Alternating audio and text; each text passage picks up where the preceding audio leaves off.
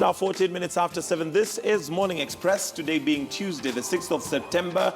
It's time for us to focus on person of interest. And this morning, it is none other than the Kenya 7's rugby head coach, and that's Benjamin Ayimba, in his circles known as Benja. Good morning. Good morning. How are you? Thank you for joining us. Thank you very much. Well, thank you. Thank you for coming in this morning on person of interest. And just a quick reminder that you can participate and let us know what your take is on the subject today. Of course, we'll be talking mainly matters rugby, and you can do that via Twitter. The Twitter handles are going to be displayed. We'll also open up the phone lines, and the phone line will be displayed, and feel free to call and changia and let us know what you think and feel regarding rugby in Kenya as we get to there. But first of all, on person of interest, we like to know the person behind the news, not just what we know about rugby, but maybe you can just tell us a little bit about Benjamin Ayimba, who he is, where he grew up.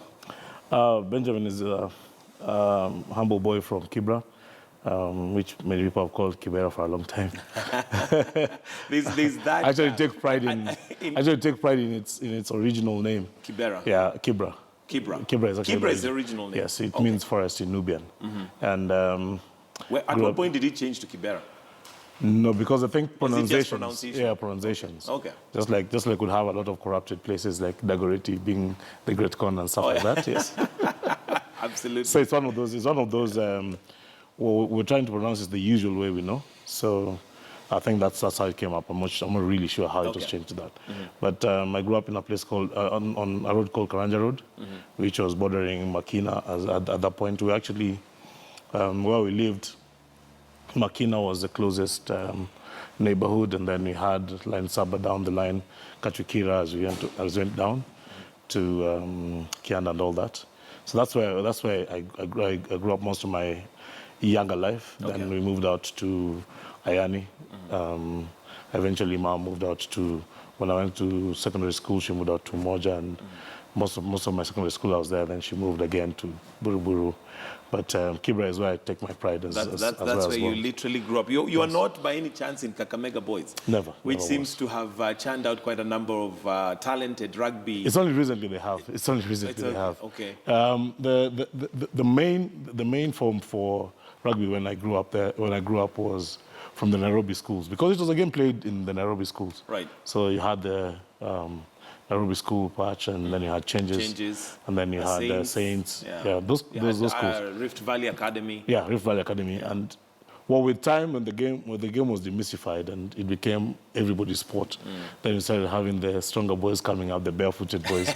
I remember initially when I went to Maseno school myself, and initially when I joined the national team, when guys couldn't ask where I came from, and I said Maseno school, they didn't think much of me until we got into the field and got down to business. Then I don't know that was good enough, or just the pain they couldn't take for me hitting them. So, but that's the story. Now that has moved to the non-traditional rugby schools, because the game is now widespread and it's being played by everyone. Right. And thanks to the national team, and the boys who've been doing well have been from the western side of the western side. Okay, we'll come to matters rugby, but I still want to know a little bit about Benjamin. And as you were growing, what is it that you wanted to be? What is it that you dreamt of becoming? Just as any other child, I was never keen on science. I was never going to be a doctor. My dad was an apprentice engineer, so that took a lot of interest from me. I didn't like planes as such, so I didn't say I wanted to be a pilot. Actually, I don't think in my life, when I was asked what I wanted to be, I had an idea. Sure. Yeah, I was sure. But it never came to me. I never had that strong passion for anything other than just living as a child. But that's it. I never had that. That's different, because you'll find majority of the people when you ask that question, the politically correct question, or rather answer, is I always dreamt of doing what I'm doing. Yes, no. This was, I tell you, the biggest pure accident you can ever think about. Because I grew up a chubby boy, and therefore I couldn't play soccer very well. People couldn't allow me to ride their bikes. They felt you were going to... I couldn't play the fleet-footed sports that the guys in the top play. So what was left was... And I was not that sociable as well, because of my size and that discrimination. I was very sociable, because there's very few sports, or very few games that I would play with everyone else. Would get into shake. one very clever young man came up with the British Bulldog. That was the best. Oh, I remember that. For me. So, so when British Bulldog came, that was it for me. And my mother, very young then, liked rugby. So whenever there was, because there wasn't as many scheduled matches, whenever there was an exhibition match, she would carry me along to watch the matches. And she loved the way the men followed the ball and fell on each other just for the sake of ball. So you would say rugby is actually something that you developed an interest out of your mom's interest? Out of my mom's interest. Wow. Although I didn't go to too many of them. Ironically, my mother has never watched me play. Really? Never did. How is that? How is it that she went to And watch? the first time she did, the first time she ever watched me play, we were playing, it was, I think, my later years of playing. She watched me on TV. And just as fate would have it, on the second kick, I went up for the ball and came down with the third. And I lied there for a bit. That's the time she switched off the TV, and that was it. That's the only rugby match. She didn't know what had happened. And then... Yeah, so she was scared. So the guys were in this living room, then told her I was okay after a while, but she said, I'm going to take it again. Yes. So I guess she had an interest for the game, but not when you're playing. Not when the sun is rugby getting can be fairly rough. It's perceived so. It's a very safe sport. It's perceived to be rough because of the heating and running into each other that you do. But guys go to the gym. We're conditioned to do that, so it is easier on the body when you're conditioned to do it. And I guess there's also tactic and technique that one uses so that you're not injured. So that you're not injured.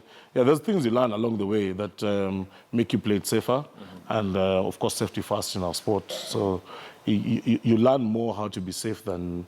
Even than playing the game. So the first things you learn is how to be safe while playing the game. Okay. Yeah. Now, before you got into rugby, I'm sure you know rugby is still in development in the terms of right now, it's not yet fully professional. Yes. People still don't earn from it. So what is it that you were doing before now you got into rugby and, hit the headlines as the coach?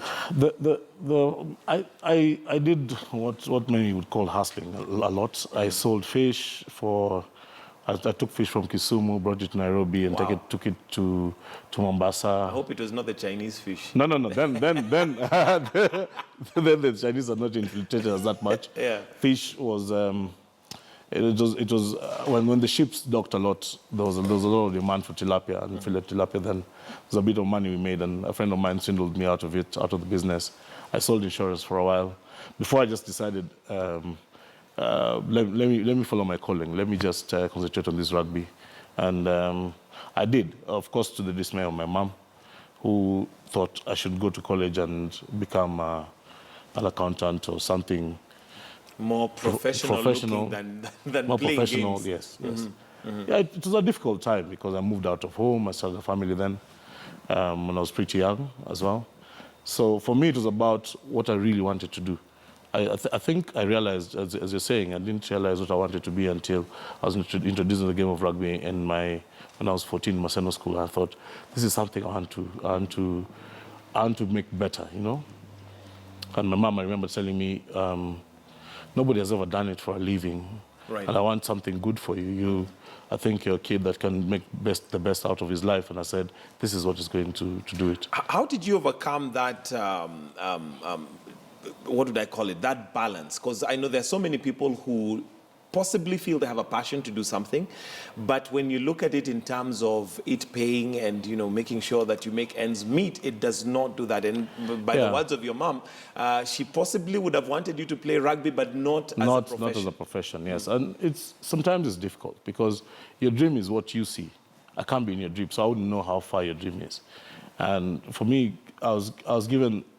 I have a gift of being defiant, so to speak. If I think something is going to happen, and I'll give it everything. Do it regardless. Yeah, I'll give it everything. And we fell out with Mom about this, and she's one person that taught us how to be independent very early in life. So I moved out of home when I was 20. Wow. Yeah. So without a job. Yeah, without a job. Working? At that time I was selling insurance on the side. So I only started selling fish after the insurance thing. It wasn't my thing. There was no passion in it. So to make ends meet, I was doing the fish business.